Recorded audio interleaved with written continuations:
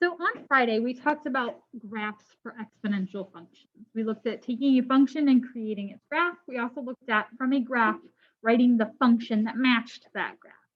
Today, we're going to do this a little bit more. We're going to continue to work on these skills. But I want to start with a review of some of the transformation stuff that we saw last semester and that you again practiced last week. So on the top of page 11, all we're going to do is point out the transformations we would expect to see from our sort of normal or plain unaltered exponential graph. So if we take a look at number 11, the first thing that we looked at on Friday when we talked about these exponential graphs was, where does the asymptote go? We knew our default position was 0, but if I add or subtract anything at the end, that's going to move my asymptote up or down. This +5 at the end tells me that my asymptote in my entire graph would shift up 5 units. Now, we didn't see any functions where we made changes to the exponent, but in this function, I have x minus 3 as my exponent. When I make changes at the end of the function, it moves me up or down. What happens when I make changes to the x value? It moves me left or right. This case, we have x minus 3, so that's going to move me to the right 3. And then the last sort of change I see to this function is this negative in front. We can sort of think of this as -1 times 2 to the x minus 3. That negative lead coefficient is going to flip or reflect our graph horizontally. So I would start with my exponential function above the asymptote. That negative in front would flip it so that my function would be below the asymptote.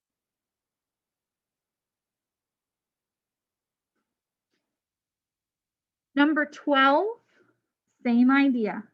What's this +1 going to do in the exponent? It's going to move us to the left 1. Very good. And then for number 11, we had -1 in front. We said that negative flips us. What about if I have 2? The negative is what creates a flip, so this isn't going to flip. But what are we going to do with the lead coefficient that's greater than 1? Stretch it out, yeah. What would happen if that lead coefficient was less than 1? Or a half. It would compress, yeah, it would sort of shrink our function up.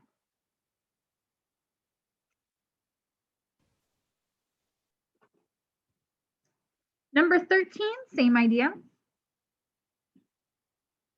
What's that negative sign going to do? Flip. And then we're going to treat the negative separately from the 4. What's the 4 going to do? Stretch. How about the -1 in the exponent? Move us to the left 1? No, not left. Right 1, right? +1 moved us to the left. The left and right is kind of opposite of the sign. This would move us to the right 1. And then how about the +2 at the end? Up 2, perfect. You guys try number 14. Tell me what transformations I would expect to see. How's my graph going to change?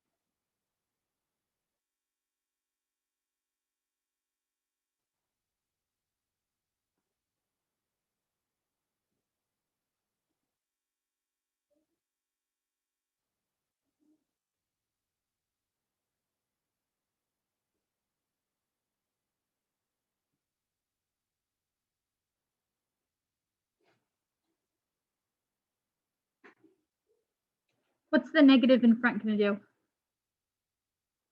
Flip it. Now, I want you to notice that we've got negative and then the number to the exponent. Okay, so this is really just like number 11, -1 times the thing to the exponent. And then how about the plus 5? Up 5, perfect.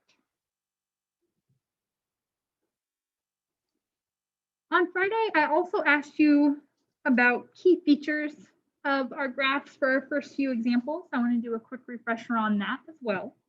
So here we have the graph of an exponential function. I want to point out my asymptote here is this dashed line. We're going to identify some important features of our function. First on our list is an x-intercept. Does this graph have an x-intercept? Do I cross the x-axis somewhere? Yeah, where do I cross the x-axis? About 1.5, yeah. We looked at a lot of graphs on Friday that didn't have an x-intercept because of where the asymptote was. Here we do have an x-intercept at about 1.5. How about a y-intercept? We have a y-intercept at 2. And then domain and range we talked about last time. Remember, domain are those x values, the things that I can plug in for x into my function. So looking at our graph, I notice that I'm going to come back this way forever. I'm going to come down this way forever. So as I'm looking at values for x that I can plug in, since we can keep coming back this way, we'll keep getting closer and closer and closer to that asymptote. But since I can keep coming back this way, that means I can keep plugging in more and more negative values for x. There's not going to be a limit. My graph's going to keep going this way forever. My graph will also keep going down forever. So I can keep plugging in bigger and bigger positive values for x. Now, by the time I'm way out to, let's say, 100 or 1,000 or 1,000,000 to plug in for x, I'm going to be super far down because as I go out, I can see my points keep, my y values, I should say, keep dropping, let's say. I keep going down further and further. So I'm going to be really far down there by the time I'm way out on the x, but that's okay. There's no limit to the size of x values that I can plug in here. So my domain would be anything from negative infinity to positive infinity. And remember, we're using parentheses there because those aren't actual values that I can plug in. I can't plug in infinity or negative infinity for x. Our range then would be the outputs. What y values can I get out? What y values can I see in my graph? We're going to go down forever. So I can have any negative y value that I want. But I have a limitation here with my asymptote. I'll get really, really close to a y value of, this is at 3, a y value of 3, but I can never actually have a y value of 3. And since we can never cross the asymptote, I'll never have anything bigger than 3. So the biggest y value we could have is something right close to 3, right sort of underneath 3. And then our smallest y value would be negative infinity. As a reminder, when we write an interval for domain or range, the small value goes first. So the small value would be negative infinity, the lowest value we could have. Then the highest value I could have was second. I know for a situation like this, especially as my graph is decreasing from left to right, a lot of times we want to write 3 because that's what we see first, and then negative infinity because as the graph continues, it's getting lower. But I always write small to big. And again, parenthesis here because since my asymptote's at 3, I can't actually have a y value of 3. I'll just get really close to it. And then the last thing we ask for here is what's our asymptote? We've already discussed that our asymptote is 3. Questions for me on page 11? Okay, I actually want to flip back in your notes. I asked you guys to finish, pages 9 and 10 for your homework last time. So I want to go back and take a look at a couple of these problems. So on page 10, I want to take a look at number 8. So you should have done this problem for homework, so check as I go through this problem and ask questions if you have anything different. I just want to do a refresher on what we looked at on Friday, graphing from a function and then also writing a function from a graph. So if I take a look at number 8, I'm going to start the same way I did last time, which is looking at that asymptote. So I have -1 at the end. It means my asymptote will be down at -1. I'm going to put that on my graph. Remember, anytime you're graphing an exponential function, I want to see the asymptote. Then the next thing I'm going to look at is that lead coefficient. Remember, this tells me how far away from the asymptote my y-intercept will be. It doesn't tell me where my y-intercept is. It tells me how far away it is from the asymptote, okay? So this is telling me it's going to be 2 away from the asymptote. Since this number is positive, it's going to be 2 above. We looked at an example last time where we had a negative value here, and we said that meant it was below. Okay, so this one's going to be 2 above. So why 2 above? Right, that distance? 2 units above. Now, the last piece of information here, the next number that I'm going to look at, tells me how that y distance changes. So I'm starting off with the distance of 2. This is telling me my next distance will be 2 times 3. So my next distance from the asymptote should be 6. So as I go one spot over, now my distance to my point is 6. So 1, 2, 3, 4, 5, 6.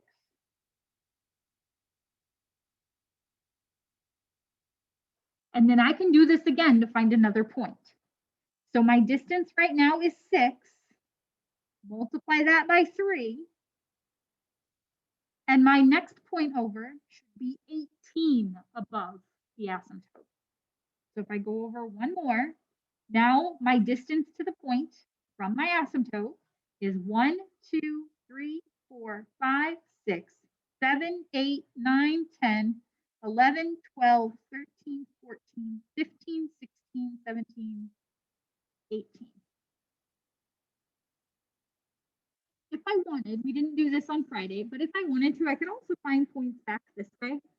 I know I've got a distance of 2. I want to know what number did I start with that I multiplied by 3 to get a distance of 2. You could find points back this way as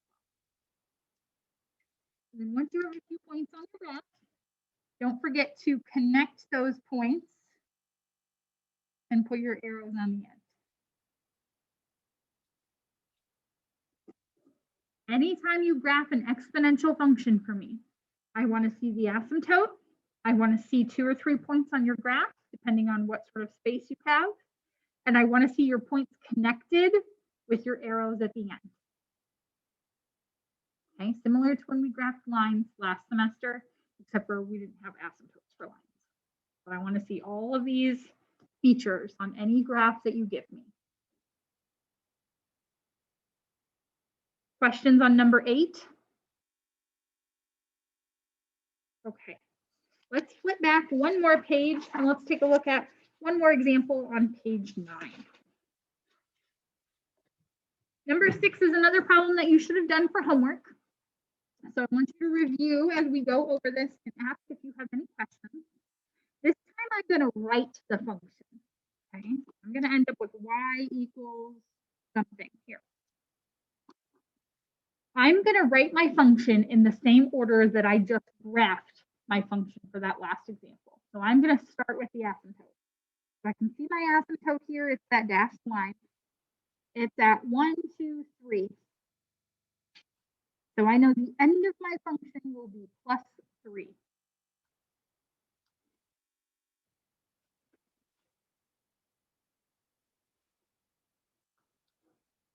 The next thing I'm going to look at is the distance between the y-intercept and my asymptote.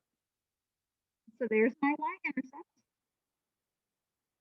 That distance between the y-intercept and the asymptote would be 1. Since we're below the asymptote, I'm going to call it -1. Right? We know that negative lead coefficient flips us, so the graph is under the asymptote. So we need -1 in front.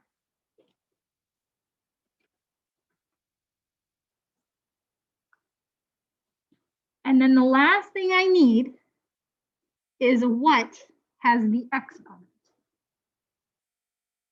So to figure out my exponent, I need to know what's the next distance between the asymptote and my point. So the distance between the asymptote and our y-intercept is -1.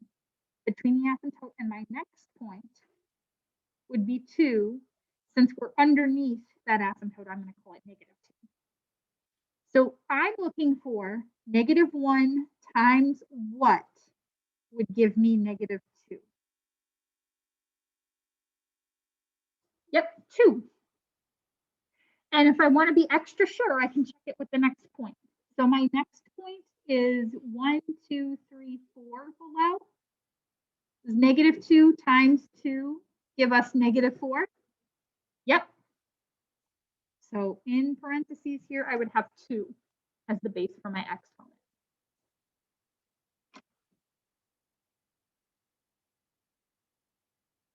Questions for me on number 6? Any homework questions in general? Okay, so this is exactly what we looked at on Friday, just sort of a recap, a refresher since we're in a new week. Now, you guys who are remote got this paper on Friday.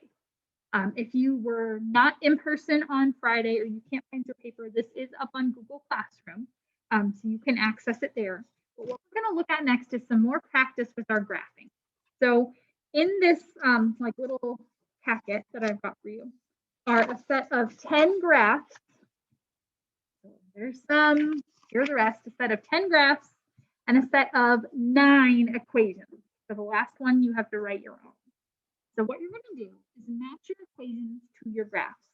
Now, there are 2 ways that you can approach it. You can do what we just did for example 6.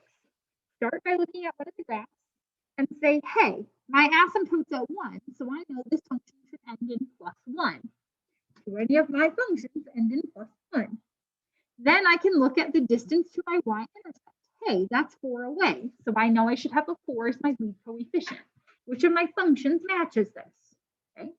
Or you can do what we did for number 8. You can start with the function and say, hey, this function has -5 at the end. That means the asymptote is going to be at -5. Which of my graphs have an asymptote at -5? This tells me how far away my y-intercept will be from the asymptote. Which of my graphs match that with its own y-intercept? Okay, so sort of 2 strategies you can take here.